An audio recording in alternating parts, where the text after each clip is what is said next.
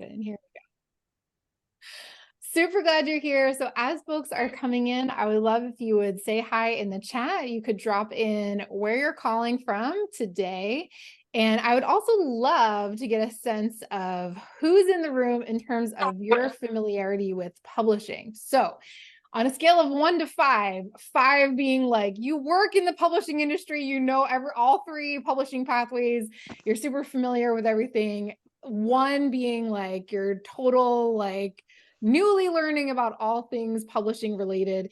Drop in the chat on a scale of 1 to 5 where you are, and that'll help me tailor. I was going to say mute yourself, but Maria's on top of it. So drop in the chat 1 to 5 where you are kind of on the scale. Awesome. So Elaine's at a 5. Yes, we got some people 1, 0, 2, 3, 0, 1. 1, 1, 1, 1.5, 2. Amazing. So this helps me just kind of tailor my content and sort of know who's in the room. So yay, Pittsburgh, PA, amazing. Yeah, you're a 2. You think amazing, like it's not scientific, it's just sort of like where you feel like you're at. So if you're just coming in, drop in the chat where you're calling in from today. And then also on a scale of 1 to 5, where you are in publishing knowledge, 5 being super familiar, you know a ton, 1 being like you're just starting out and you want to learn more. So amazing. We got hi from Texas. Hello, hello. Hi, Nicole. Hi, Kathy from Boston. Cecilia from the UK. Amazing. Cheryl from Minnesota. Yay. Super glad you are all here today. So I am going to share my screen so that we can get started. And I am like super excited that y'all are here. So let's do this. Okay, give me a thumbs up if you can see my screen because that helped. Okay, perfect. Thank you. You guys are right on the ball. So just want to make sure all the tech is working. Okay, so I'm so glad you're here. Welcome to How to Get Your Book Published Without Confusion, Drama, or Late Night Googling.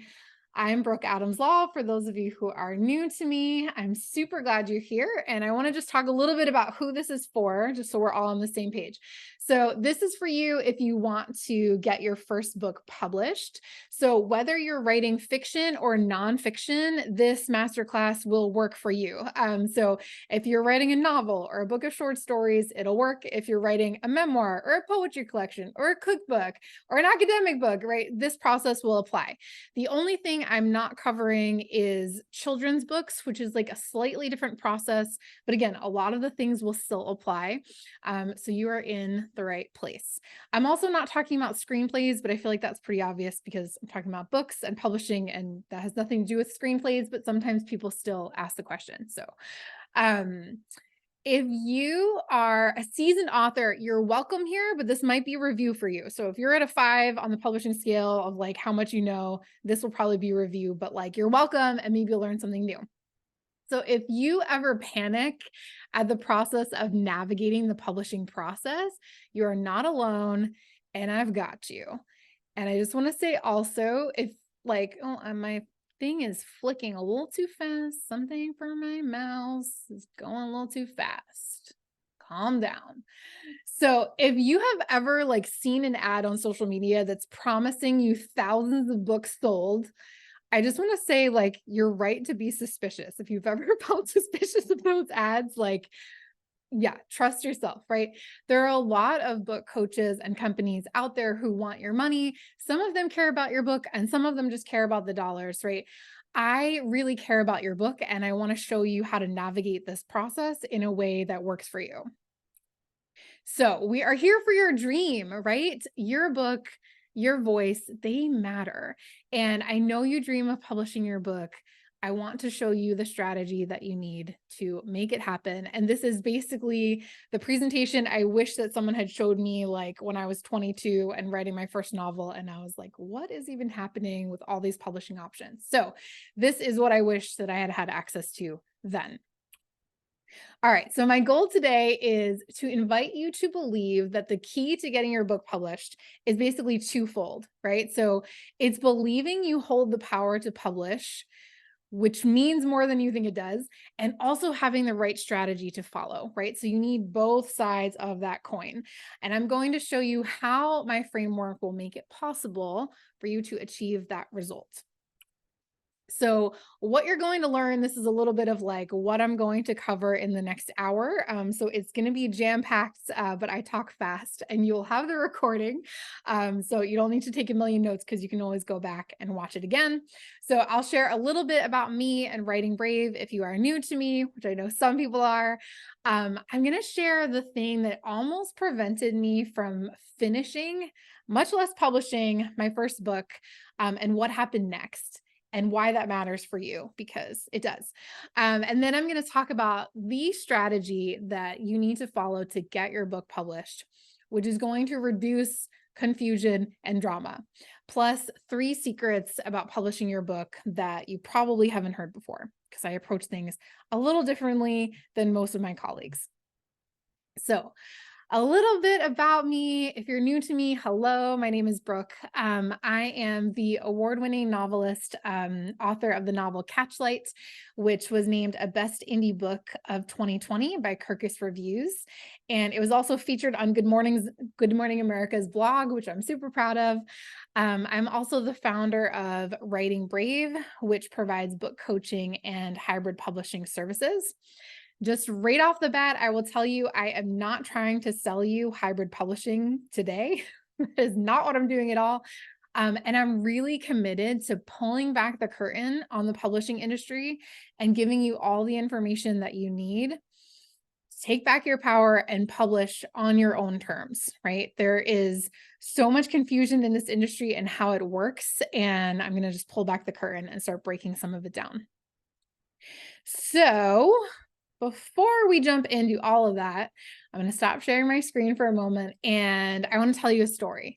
So I feel like I get distracted if there's slides when someone's telling a story. So I'll take the slides down and jump in. So when I was 22 and right out of college, I had this idea for a novel. And that summer I moved home. I was living with my parents and I was working at Starbucks, as many good liberal arts major graduates do. And I started writing the book that would eventually become Catchlight, much later.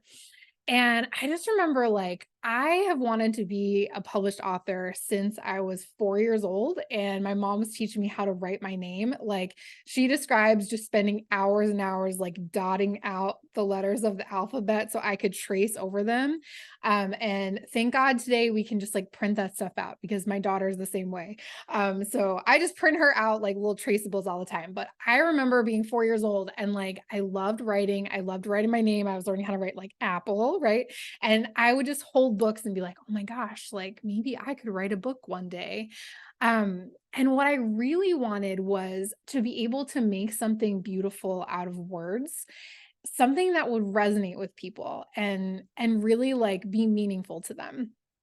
So, but in reality, right, when I started writing the book that would eventually become Catchlight, I was so nervous about it that I couldn't even admit to myself that I was trying to write a novel. So I had to trick my brain by thinking thoughts like, I'm writing this thing which could maybe one day be a novel. I don't know, right? Like me, like I couldn't even be like, I'm writing a novel. It was just sort of like, I couldn't even think that in my head, right? I was like, I'm writing this project and like, but like really it was a novel and I knew that it was, but I had to like trick myself into doing it. But I remember that like after a few months of writing regularly and accumulating a lot of pages, I had gotten to a place where I felt a little more comfortable. And I was like, I'm writing a novel. I'm going to be a writer. This is so great. And I signed up for a writing conference at a local community college. So I did my homework, right? I showed up every day with like my notebook and pen because laptops at that time weighed like 15 pounds. And I remember Frank McCourt was the keynote speaker. So if y'all remember Angela's Ashes, like way back in the day, I remember I tried reading it. It was like not my thing, but I have a copy that he has signed somewhere. And I signed up for a slot to pitch a literary agent. So like a real live literary agent was going to be there. And I think there were a couple of them and they were doing like 10-minute slots. and I managed to get one, and I was like so nervous. But I did a ton of research before I went into that meeting about like what a pitch meeting should be and what I should talk about, right? All these things. And I practiced, I wrote down what I was going to say, right? Like did all the things. And I was so nervous, but I remember just being like, okay, I'm going to be brave. Like I'm going to dig deep. This is how things happen, right? I'm going to take this big risk. So I pitched this guy my novel idea, like just like I had practiced. So the book is about a family dealing with Alzheimer's disease. And so I led with the data, right? Like at the time, I don't remember the numbers because it's a long time ago, but like how many millions of families are dealing with Alzheimer's disease? And the fact that 1 in 3 seniors dies with Alzheimer's or a form of dementia, right? So there's so many people dealing with this. And I was like, I really feel strongly that we need more novels that are kind of showing how people are navigating this disease and like this particular kind of pain. So I remember that I got like 1 minute into the pitch and the agent stopped me and he literally said, "Don't write this book." And I was like, "What?" And he was like, "No one will want to represent this. It's too sad. Like there are a lot of agents who have ailing parents and like they're not going to want to come to work and like deal with it at work too. And like so don't write it. No one's going to want to represent it." And I had one of those moments like Brene Brown describes having a shame spiral, right? Where like all the air is like sucked out of my lungs. Like I felt I turned red. I like my mouth got super dry and I was just like, "Oh my gosh, like this thing that I have been working on for like months and months at this point, like he's telling me this will never ever sell." And the truth is that that one conversation stopped me from writing for probably like a year or maybe longer, a year or 2 years of writing I lost to this dude. And like, here's what it's where it really stopped me in my tracks, right? So I believe, like, the deepest thing that I wanted was to get my book published one day. And I believed this agent, right, who was a representative of the industry, when he said that no one would want to publish my book. And so I believed that this also meant the book could never be published, right? So, in other words, I gave him all my power as a writer. And I just completely shut down at that point. So this makes total sense, right? I was like 22 or 23 years old. I did not know all the many things that I know now about writing and publishing, but like I wish that I could go back to that version of me and just say like, write this book, like it's going to be beautiful and you're going to figure out how to get it published. But like first you have to do it, right? You have to write it in order to like for all the other things to happen. Right. So, what I want you to understand is that no matter what you write, you can get it published if you want to, right? There are so many options for publishing in this day and age. Like, we're going to talk about all of them. We're going to talk about how to decide which one might be a good fit for you. And if you are committed to getting a traditional book deal, like I was, you can go after it, right? But if it doesn't work, you have so many other options to bring your book into the world. And like, we no longer have to depend on these gatekeepers who have an idea about what people are going to resonate with or not, and what people are going to want to read or not. Like, and there's people out there who want to read what you are writing. I can guarantee it. So I just want to like drill this into your mind that like you have the power, not the literary agents, not the editors, not the big 5 publishers, right? You are the one that has the power. And you get to decide when and how to publish your book. So you are in the driver's seat. So just to fast forward kind of to the end of the story, I mean, it's a long story, but basically it took me in total 7 years to write Catchlight. And then I queried, I think 125 literary agents. I got a whole lot of no's. But I ended up entering a contest and my book won the contest. And part of the prize was a book deal. So it ended up coming out in 2020 through a small independent press. And again, we're going to talk about all the different options. But like, hang in there. Like whatever stage you're at, you can do it. You can get there. You can make your dream happen. So at this point, I have self-published 2 ebooks, right? I traditionally published Catchlight, which is my novel. And then as a hybrid publisher now, we're working on our 5th book right now. So my company, we published the books of 4 clients, and then we're working on our 5th book right now. And I will just say that like with all these different publishing experiences, what I have now is like, as a creator, this like bone deep knowing that I can, whatever I move to create, I can bring it into the world, right? So I can choose the pathway that's best for a particular book and I can make it happen. It's really reassuring. And like on top of that, I've watched a lot of my clients grow in their confidence and step into their author identity as they know which publishing pathway to take. So I'm going to share my screen again. I just want to share a couple fun aha moments from some of my clients. So my client, Sarah, said of publishing her book with my company, Writing Brave Press, she just said, my book wouldn't exist without you. It's so much more than I dreamed. It is a work of art, which just was like so meaningful to me. And then my client, Christy, who also published with us, I remember she said to me one time, like, you made me an author. And what I always say to her is like, nope, you made yourself an author, right? You are the one who gets to make yourself an author because you have the power. The last one I want to share is this is one of my coaching clients, Liza, who is still working on her fantasy novel, which is delightful. And she said, I've always dreamed of being traditionally published, but I didn't really know what that entailed, except getting my book published felt daunting and insurmountable. But after learning from book, I feel more conscious and confident in my decision and much more aware of what it will take to publish my book. And after deciding on the publishing pathway I wanted to take, I was able to relax and focus on the writing. So this is one thing that I want to offer. We're going to talk a lot more about this is even if you're still working on your book, it makes a lot of sense to start thinking about publishing now, right? Like thinking about what pathway you want to take, figuring out what it's going to entail. It really changes kind of how you show up to the page and they kind of go hand in hand. So I really recommend thinking about it, even if you're still writing. And if you're done your book and you're just thinking about it, it's not too late. Like, welcome to the party and let's dive in. So I will just say that like this clarity and confidence is what I want for each of you.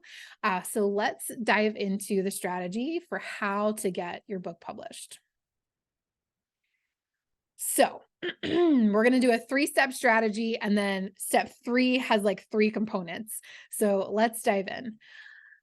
Step 1 of the strategy to getting your book published is to treat publishing like a work project. So what do I mean by this? If you basically getting your book published is a long-term project with a lot of moving parts, and it doesn't matter which pathway you take, like they're all long-term projects with a lot of moving parts, right? So if you have ever done like any kind of work project or professional project, or if you've planned a wedding, if you have had a baby, if you have landed a job like ever, you have completed a long-term project, right? So I want you to treat getting your book published in the same way as these other long-term projects. And like, why does that matter? There's a few reasons. So one is that I want you to be as organized in terms of publishing as you would if you're interviewing for a job, right? So when you show up for a job, it's like you're going to dress in a certain way and you're going to maybe bring a portfolio of your work, or you're going to bring your resume. You're going to have talking points, right? If the person says like, what are your greatest strengths? You're not going to be like, you're going to like have thought about it ahead of time, right? So you want to be just as prepared and organized when you're getting ready to get your book published, whatever pathway you choose, as you would be, right, if you're interviewing for a job or completing a work project, right? You also want to be just as ready to experience rejection as you would be if you're looking for a job. And also, right, trusting that your book will find its right home, even if it takes longer than you want it to, like trusting that it will. So treating your book, treating publication like a professional project is going to remove a ton of drama. So what I mean by that is you want the drama to stay on the page when you're writing. And this kind of mental shift gives you like a certain amount of mental separation from getting published, right? When you're writing, it's like you bring all your emotions to the page, you really dig deep. It's like you're putting yourself out there in all these different ways. And when you're working on the publishing side, right, we're going to marshal your prefrontal cortex, which is the part of your brain that like plans and organizes, and like let it do the heavy lifting, right? So we're going to just like create a little bit of space between the writer you and the person who's like going forth to seek out information about publishing. And I'm not saying like you're not going to be yourself, right? We obviously want you to be one whole and cohesive person, one integrated person. And also, I use this analogy sometimes when I'm talking to other entrepreneurs about sales of especially people who are just starting out, is before I started my business, I used to work for a nonprofit, but they really functioned like a consulting firm. And so after I worked on the program side for a really long time, I went over to the business development side and I would sell our consulting work to, in this case, we were in education. So I would sell it to school districts, or, like individual schools. And I had a lot of confidence when I was going out because I was like, this team that I'm representing, they are top notch, right? The people in our organization are retired superintendents and retired principals. They are experts in leadership, right? Like I was really like, I could sell people because I believed in the mission and I also believed in the quality of our work. And what I say to people, authors and also entrepreneurs, is like, it's the exact same when you're selling your own stuff. Is like, writer you is like, oh gosh, is anyone ever going to like this? But like also deep down, when you're doing good work and when your work maybe needs a little bit more work on it, right? And you can have the confidence to say to somebody like, yeah, my book is really good. Like I'm really proud of it. And you can kind of be in that integrity, right? But you have that sort of like the part that represents the writer you and then the part that is the writer you, right? So there's just these like two different angles.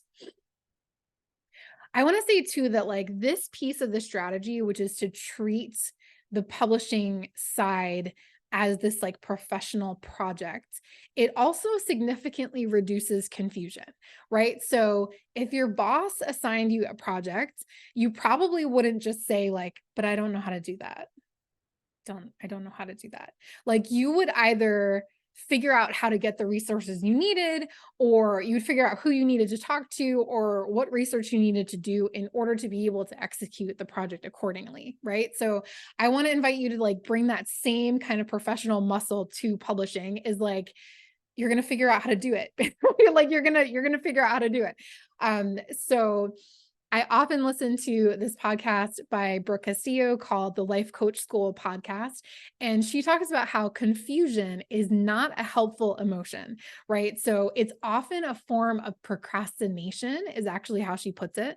So don't stay confused, right? If you're feeling confused, like go out, like talk to somebody, ask for help, like do more research, do more learning, sign up for webinars, whatever you need to do to have the tools you need to get to where you're going, right? But don't stay in a confused place.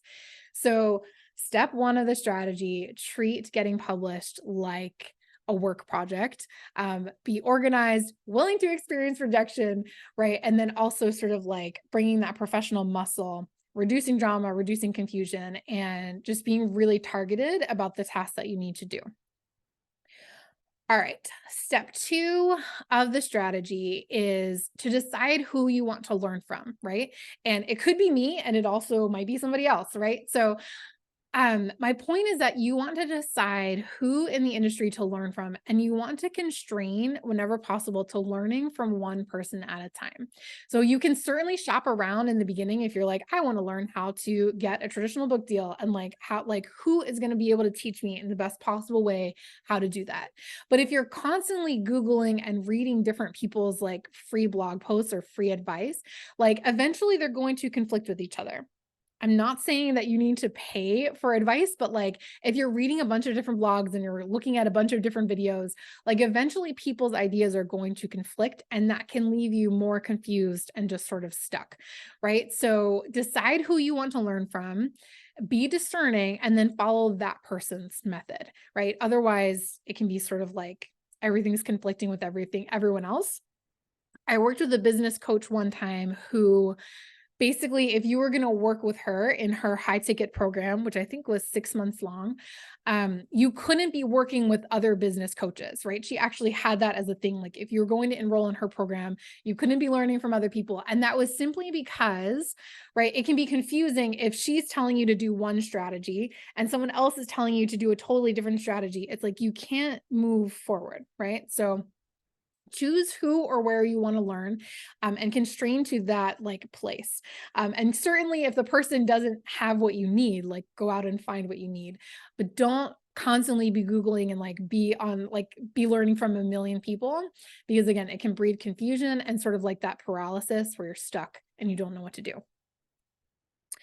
Okay, so step 3, we're going to dive into the 3 secrets of getting your book published. So Maria is going to share for us in the chat. If you are here live, you get exclusive access to our masterclass worksheet, which is called How to Build the Elements of Your Publishing Roadmap. So click that link, go download that. You don't need to fill it out now, but it's going to walk you through later the 3 secrets that I'm about to share and sort of how to dig a little bit deeper into them on your own. I will say if you are watching the recording, access to the worksheet is a bonus for people who showed up live. So I'm not going to send out a link to it. So definitely click that link while you're in the chat, download it to your computer, save it somewhere where you'll be able to find it. And that is an exclusive bonus for showing up live. So thank you for your live time today. All righty. So secret number 1, which is the thing that most people do not do, is to review the 3 publishing pathways without prejudgment. So I'm going to guess that a lot of you might have, and probably everyone on this call has ideas about these 3 publishing pathways, which are traditional publishing, self-publishing, and hybrid publishing. So the first step in getting your book published is actually to evaluate like which pathway would be best for my book and for me as a person. And I'm going to do a short overview of each of these 3 pathways and who they're generally the best fit for.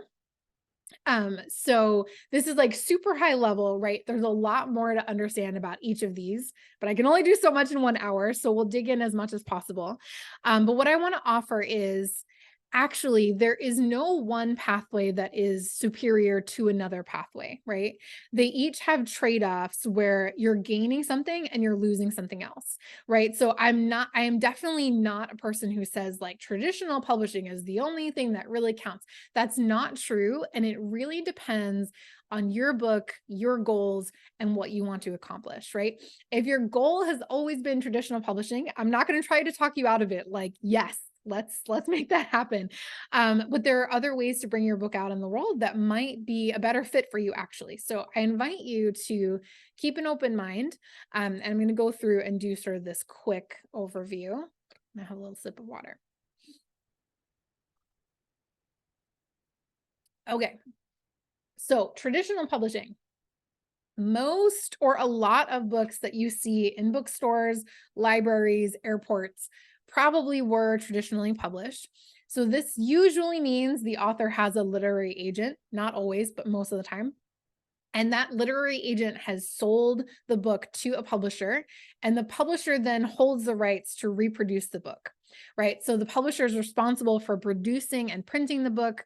And they do sometimes do some marketing, but I will say, like, from all the authors that I have talked to, the thing that has come across to me loud and clear is that no matter which pathway you choose, you as the author will be the primary marketer. You will be the primary driver of the marketing strategy, and you might be like the only driver, right? So my book was traditionally published, but I worked with a small independent press, right? So in the US, there's what's called the Big 5 publishers, which, oh gosh, I thought I had written down. Yes, I wrote them down because sometimes I forget.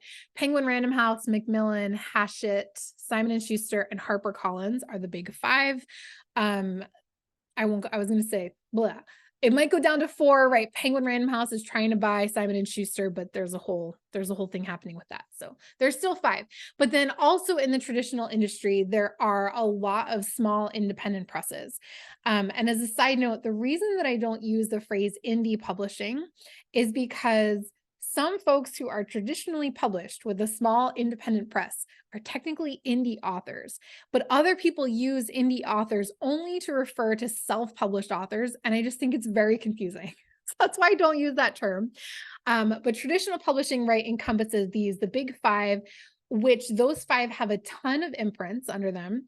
And also, right, there's a lot of small independent presses that kind of operate under the traditional publishing umbrella. So generally, traditional publishing is a good fit for authors who want to publish multiple books, right? So if you're like, I'm writing my first book, but I know that I want to write more books, it might be a good path for you. If you're like, I'm writing a memoir and I only want to publish one book, it might not be the best fit because it takes a lot of time and effort to get in the door. And if you only want to do one book, it may or may not be worth the time and energy that it takes you, right? So it just depends on what you're looking for. Generally, if you're being traditional published, you need to be a really strong writer. I mean, we've all read books that are like not up to snuff, but in general, it's really competitive and they're looking for folks who are really, really strong writers. Also, if traditional publishing is a good fit for you, you probably don't want to spend as much time on like the production and administrative side of things. You're probably like, forget that. I want to go with someone who's going to like do all that work for me. You also just in terms of your personality, you have to be super organized, relentless, and like willing to experience a lot of rejection. So if that is not you, if you're like, I am not up for that, right? Then traditional publishing may not be the best pathway for you.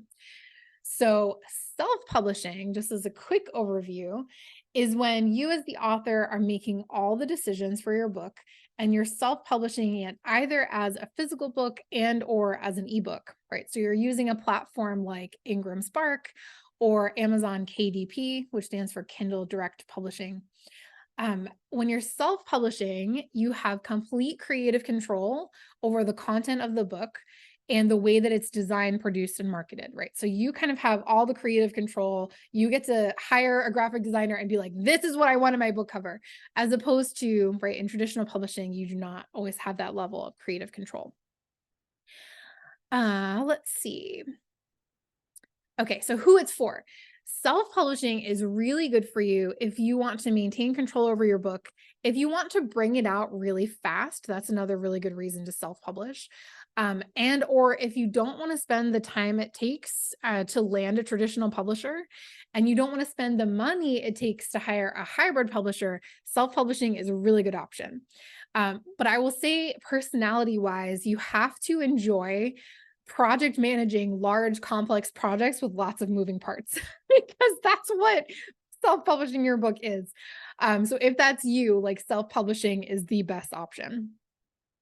So then lastly, we have hybrid publishing, right? And hybrid publishing is literally a hybrid between traditional and self-publishing, right? So this is where the author pays a company to produce their book, right? So to design and have it printed, they have it copy edited, right? They do the cover design and the interior layout, right? They purchase ISBN numbers, they're purchasing barcodes, right? Having things copyrighted, all that stuff. And this is in exchange for either a much higher royalty than what you would get with a traditional publisher, or a lot of hybrid companies, including mine, the writer keeps 100% of the royalties, right? So the author pays up front to have the book produced by the hybrid publisher, but then the author keeps 100% of the royalties, or depending on the company, it might be slightly less. So who it's for, like, this is really for folks who fall into one of two camps. I would say one is if you're writing a book that's related to a business, right? So I've worked with, for example, like a coach who's writing a book about the thing that they coach about. And you plan to use the book to either get speaking engagements or to kind of drive clients back into your business. Hybrid publishing is a really good option. And I would say the other group of folks is like, if publishing a book has always been like a lifelong dream for you, and you're willing to spend the money to make it happen in order to save your own time, then hybrid publishing is a really, really good fit. Right. So those are the three publishing pathways. It's like the quick and dirty overview. But I really invite you to like consider like what kind of person are you? Like what's important to you? What would be the best fit for you and your book before you start pursuing like the next step in making it happen. A lot of people don't even take the time to like really consider which pathway or don't know that there's different pathways available. So definitely take the time to figure out like, oh, what would be the best fit for me? Which brings us to secret number 2. Sorry, I'm just looking. My slides are on the screen next to me. So number 2 is like, this is the number one thing that matters for you in publishing. And I really don't see anyone talking about this, right? So this is to decide your non-negotiables, right? So what I was talking about of like, what's important to you in terms of your experience with bringing your book out into the world. So for example, like traditional publishing tends to have like a little bit more cachet, but only in the publishing industry itself, because nobody outside of publishing actually really cares how you published your book. They're just really impressed and excited for you. But if someone's in publishing, they'll be like, oh, well, traditional publishing is still like the gold standard. That's not really true, but like people in publishing, some of them might still think that, right? So sometimes that cachet, like that might be important to you. You might be like, oh my gosh, but like that's still like this marker of success, right? And that might be what's important to you. But that's not the most important thing for everyone, right? So I invite you to really consider like, what are the most important things for me? And there's a page in the worksheet where you can really kind of journal about like, okay, what's really important to me? Like, what is actually like non-negotiable for me in the process of publishing my book, right? So, and here are a couple of like prompts to get you thinking, like, is the most important thing like having total creative control over your book? Or do you not really care? Right. Like for some people, right, having that creative control and getting to sort of art direct how the book looks and feels is the most important thing. In which case, like self or hybrid publishing is going to be a better fit for you. And if you're like, I don't care at all, and I want someone else to like decide how my book looks, then traditional publishing might work, right?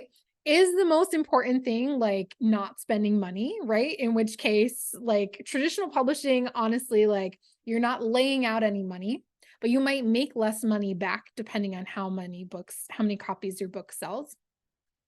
Is it saving a ton of your time, right? And hiring that professional team, right? In terms of time, the one with the least amount of time sink for you as the author is hybrid publishing, because you basically show up, you are a client of somebody that you're paying and they want to make you happy, right? So you're going to spend a ton of time through traditional publishing looking for an agent, and you're going to spend a ton of time if you're self-publishing figuring out like all the nuts and bolts you need to know. Hybrid publishing saves the most amount of time, so if you're really busy and you have a super demanding job, like that might be the most important thing. So I want you to just start thinking about like, what is the most important thing to you, and are there like a top 2 or 3 things, or is there just one that's really important, right? So I'm also going to give you a quick sneak peek. This is actually really exciting. So no one has seen this yet. I'm going to give you a quick sneak peek at my publishing pathways decision map. So I'm not going to give you all a copy because this is for my existing clients, but I'm going to give you just like a quick overview of it. So this will be the first time people have seen it. It's kind of fun. So let me share that. Great. Okay. So which publishing pathway could be right? I'm going to give you just like, we're going to just do one or two paths. Let me make it a little bit bigger. Right. So this is sort of if maintaining full creative control over the book is essential, right? So if it's not essential, right, you might ask yourself like, is controlling how quickly my book comes out, is it essential? Is it not? If it's not essential, you're like, it can take 5 years. I don't care, right? We go down. And if you say like, the cachet of traditional publishing, like that feels really important to me. Yes. Right. If you're willing to put in 6 to 12 months of time to land a traditional book deal, like with no guarantees that it will actually happen, yes, traditional publishing might be the best fit for you, right? And if we scroll back up to the top, if maintaining full creative control, yes, if that's really important, then you go down and you say, okay, I would rather Would you rather save money and spend your own time? Do you love learning new tech platforms? If that's a yes, if you're good at setting up project plans and following them, yes, self-publishing might be a really good fit, right? And if we go back up to, right, you're maintaining creative control. Yes, I would rather save time, save your own time, and spend money on support than is having a team of professionals really, like, does that feel really critical to your success? Then hybrid publishing might be the best fit for you, right? So this is like super high level. It's supposed to be fun. I'm not saying that like it's going to 100% like nail the decision that you're going to make right here in this moment. But it's sort of fun to think about, like, okay, what are the most important things to me?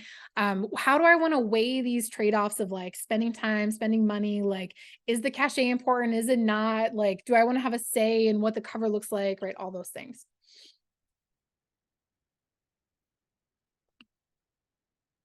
All right. I'm going to just take a quick pause and check the chat. Oh, yes, Maria, thank you for specifying. Yes, my last name is Law. That's my husband's name. I am not a lawyer. Yes, thank you. Mhm. Yes, someone asked, what contest did my book win? It won something called the Fairfield Book Prize, which is only open to people who have done their MFA degree through Fairfield University. So it's like a smaller pool, and also like everyone's books are really good because everyone has an MFA. Yes, I love what James says. You can't serve two masters. Yes, yes, yes. James asks, what would be considered a strong writer? That's really the thing, right? It's very subjective. So that's what the traditional publishing industry kind of turns on, like that question, who's a strong writer? What is strong writing? Really depends on the person. And I will just say, like, it depends on the person in the chair, right? Which is why traditional publishing, there's so many gatekeepers. Um, when I first entered the contest, the Fairfield Book Prize contest, the first time I entered it, my book did not even make it to the finalist round. I think there were 10 maybe seven, like seven finalists, and it didn't even make the final round. 2 years later, I entered it again, having made zero changes, and it won. And the guest judge that year was a National Book Award winner. And he was like, I'm in love with your book, and like, yes, it should win. And I was like, this is amazing and also hilarious, right? Because it just depends on like who's sitting in that chair, right? So yeah, the person sitting, right, in traditional publishing, there's a gatekeeper who decides if it's strong writing or not. In self or hybrid publishing, like, you get to decide and be like, I'm really proud of this. I think my book is going to resonate with readers, and we're just going to go forward. So, oh, Allison asked a great question. Is hybrid what some people call a vanity press? I'm so glad you asked this. Okay. A vanity press. Okay. There's two things that I want to bring up. One is, oh my gosh, there is some body that I think is like the Independent Booksellers of America. I can't remember their acronym, but it's something like that. Independent Booksellers of America. They're kind of, you know, they're a professional organization of publishers. Everyone who's not in the big five is like invited to be part of their club. And they have a set of professional criteria for hybrid publishers. And part of their criteria is that the hybrid publisher would have a screening process, that they would have certain things that they're looking for, right? Strong writing, they would have like some way of measuring what is strong writing, what is not. And that they would only take books that kind of meet their criteria for being good enough to be published, essentially. A vanity press will publish anybody. Like, if you want to publish your book, they don't have any criteria, they just publish. I will say, like, I do have criteria in my business. I did have somebody recently apply to publish with me, and I looked at the manuscript and I just said, it's not ready, but here's some really specific feedback that you can follow. And so that it's actually a team of writers. They're working right now on kind of implementing some of the changes that I suggested. But I will also just say that, like, I think the term vanity press is kind of like demeaning, because the thing is that different people have different goals. Like, if your goal is, you have a really interesting life story and you want to put it together into a book so that your family will have it forever, and you want to pay somebody to help you do that, like, that's not vanity. That's like a very legitimate reason. And so I think the term vanity press is kind of demeaning, but I will say that there are guidelines for hybrid publishers that separate them from what was used to be called kind of a vanity press. Okay. Do hybrid publishers edit? Yeah, most of them do. Most of them offer it as a separate service. Um, Yes, they do cover design, illustrations. Yes. Yeah, it just depends on the publisher that you choose. All right, let's dive into, we're going to go back to secret number 3. All right. So secret number 3, this is the thing, y'all, that will make publication inevitable.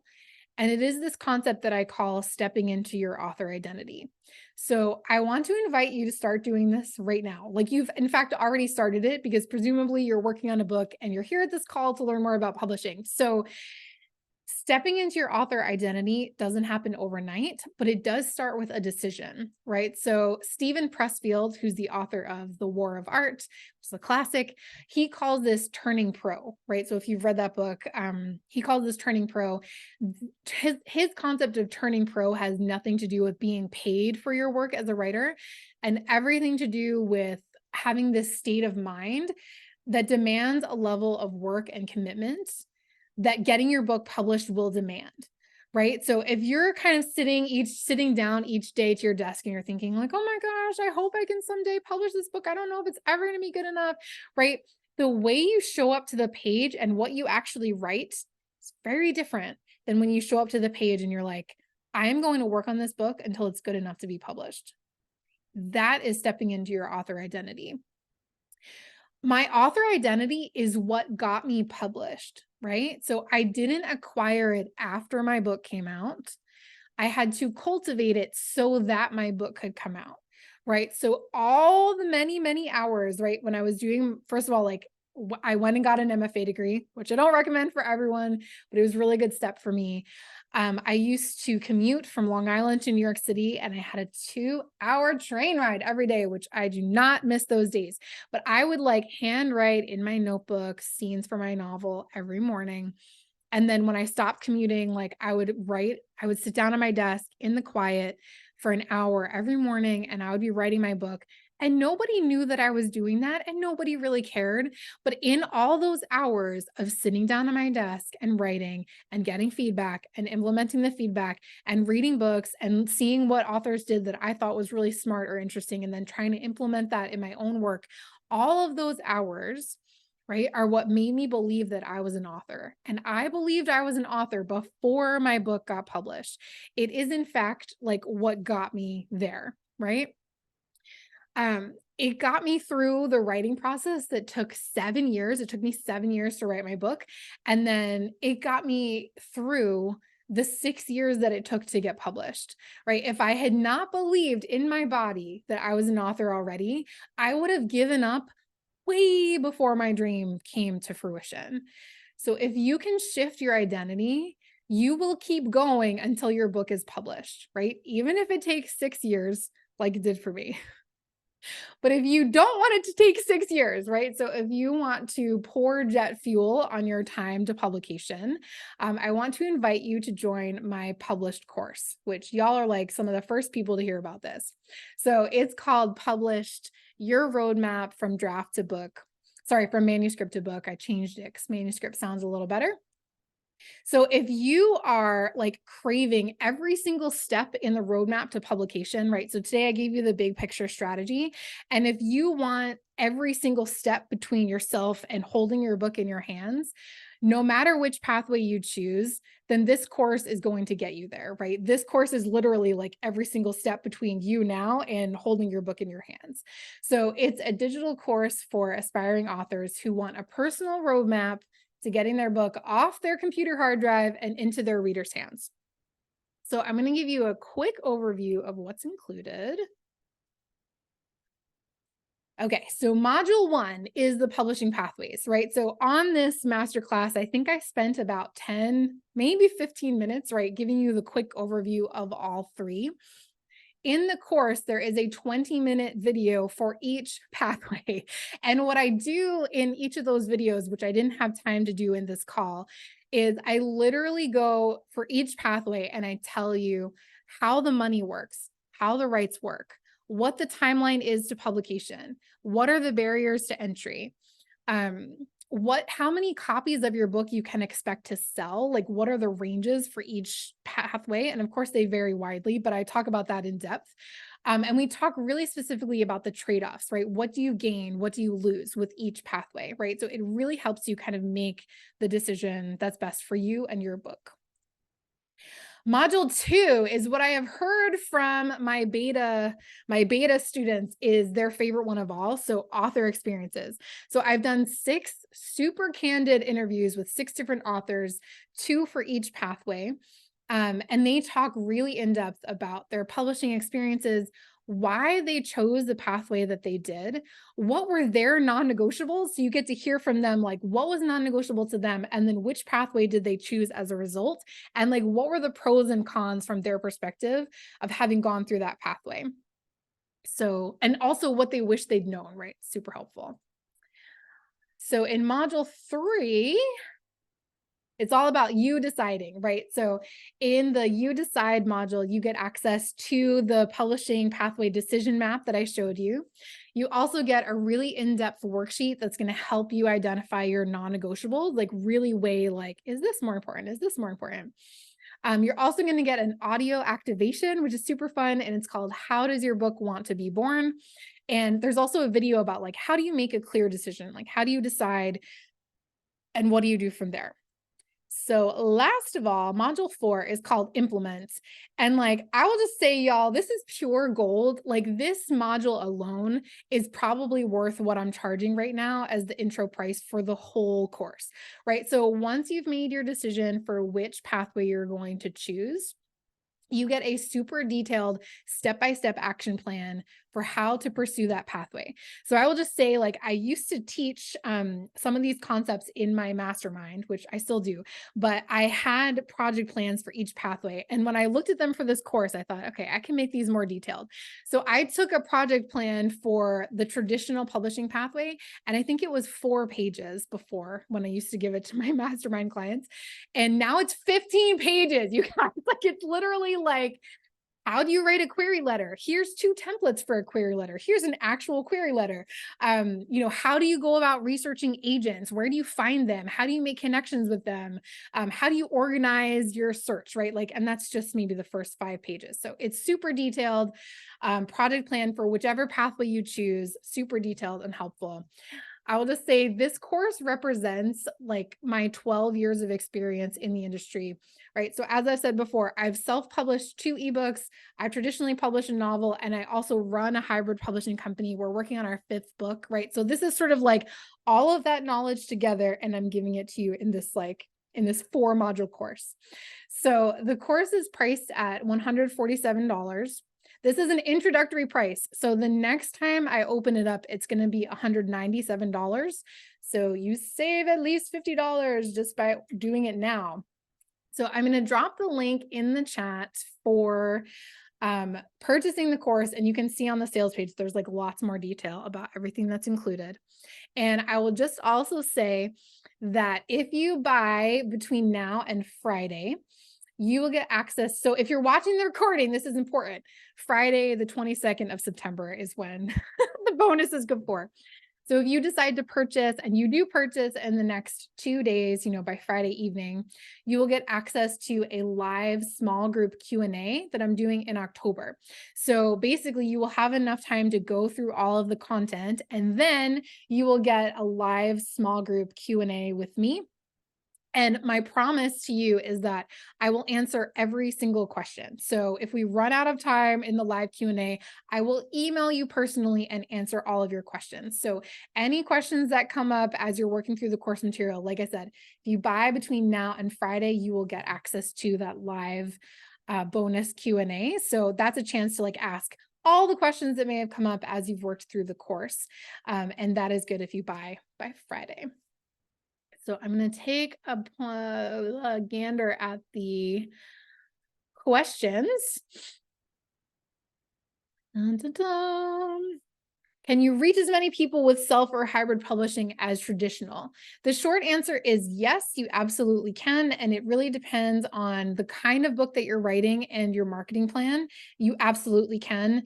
It just depends, right? I will also say, one time I did a panel with authors who had worked through each pathway, and something that I had not heard before, but one of the authors who had traditionally published said that even in a traditional publishing house, each season, a traditional house will kind of choose their favorite books. Like if they have 50 books coming out, they're going to put 80% of their marketing budget behind like 3 or 4 books, right? So if you're not, what she basically said, like, my book wasn't one of the chosen. And so, right, it didn't have a big budget. It didn't have a lot of marketing people working on it. So it really depends. I mean, if your book gets picked up with like a huge advance, like obviously it's gonna have a bigger marketing budget behind it in a traditional setting, but you can reach a lot of people with self and hybrid publishing if you're willing to put in the work, right? And it just depends.